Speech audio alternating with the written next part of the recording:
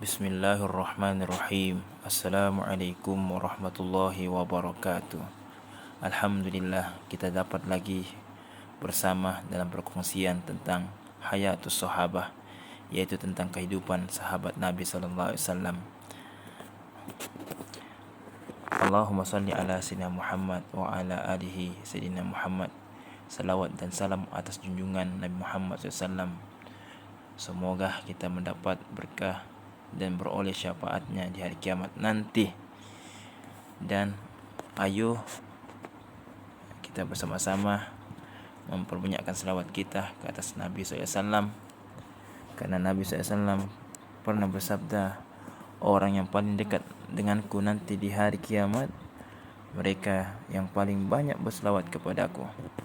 Allahumma salli ala sayyidina Muhammad wa ala alihi sayyidina Muhammad.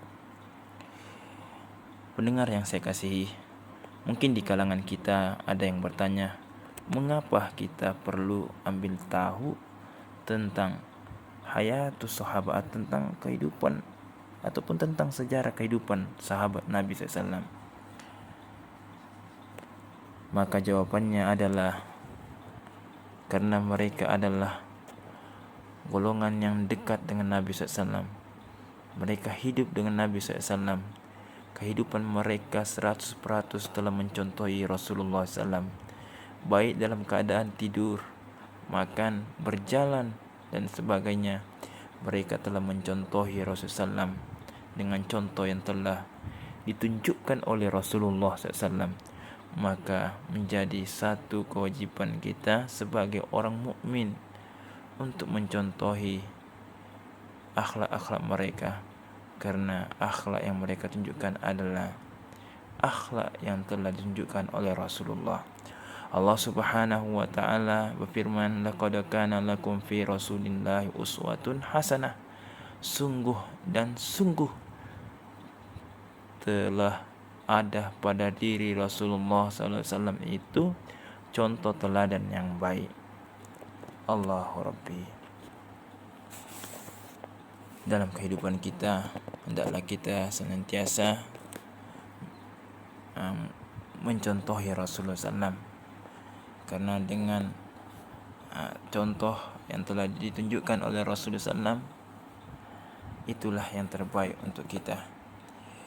InsyaAllah pada malam ini kita berkongsi antara sunnah Rasulullah SAW adalah doa yang diucapkan oleh Nabi SAW sebelum memasuki tandas. Daripada Anas bin Malik radhiyallahu anhu, bahwa apabila Rasulullah SAW akan masuk, yakni sebelum masuk ke tandas, baginda SAW membaca A'udzubillahi minal khubuthi wal khaba'ith, yang bermaksud aku berlindung kepada Allah dari syaitan lelaki dan syaitan perempuan. Rasulullah SAW bersabda, sesungguhnya di dalam tandas itu ada makhluk jahat.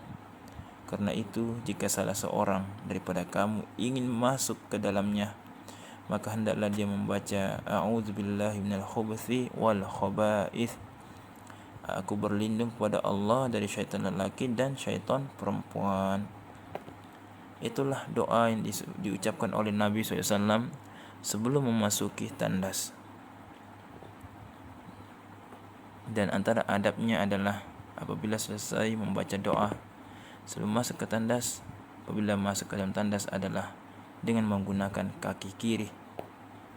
Dan seterusnya, doa yang diajarkan oleh Nabi SAW apabila kita telah selesai membuang hajat dan keluar daripada tempat membuang hajat, yakni keluar dari tandas, adalah doa yang diriwayatkan daripada Aisyah radhiyallahu anha, bahwa Rasulullah sallallahu alaihi wasallam tidak keluar dari tandas melainkan membaca ghufranaka, yang bermaksud aku memohon keampunanmu ya Allah.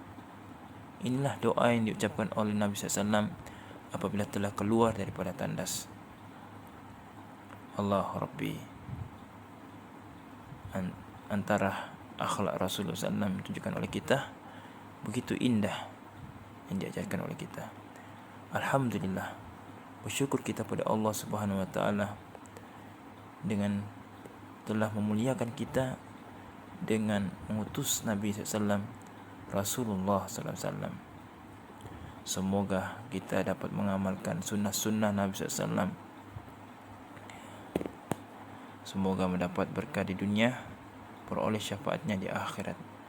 Semoga perkongsian kita bermanfaat buat kita semua yang mendengarnya.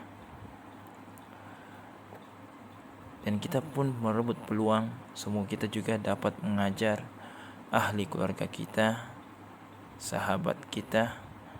Karena Nabi SAW pernah bersabda yang bermaksud, apabila anak cucu Adam telah meninggal dunia, maka terputuslah segala amalnya kecuali 3 perkara.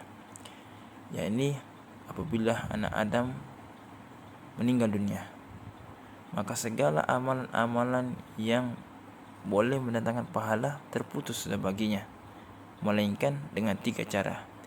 Di antaranya disebutkan oleh Rasulullah SAW, yaitu pertama, doa anak yang soleh. Kedua, ilmu yang bermanfaat. Ketiga, sedekah jariah.